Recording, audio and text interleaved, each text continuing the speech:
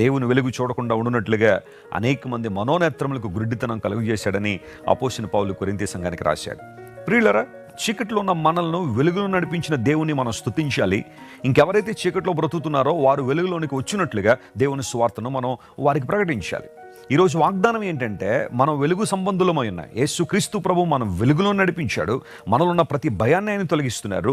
మనలో ఉన్న ప్రతి తొట్టుపాటు నుండి మనకు విడుదలిచ్చి తన మహిమ కొరకు వాడుకునే దేవుడు ఆయన. మరణ ఛాయ గల దేశ నివాసుల మీద వెలుగు ప్రకాశిస్తుంది.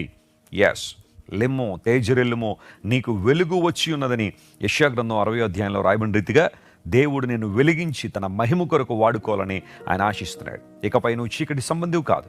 యేసు ప్రభు నీ హృదయంలో స్వీకరించగలిగితే, నీ హృదయంలోనికి ఆహ్వానించగలిగితే నీవు చీకటి సంబంధివి కాదు. ప్రభు నిన్ను చీకటి రాజ్యము నుండి విడుదల చేసి తన వెలుగు రాజ్యములో సంచరించినట్లుగా ప్రభు నిన్ను తన ఆత్మతో అభిషేకించారు. ఎంత గొప్ప దేవుణ్ణి మనం ఆరాధన చేస్తున్నాం.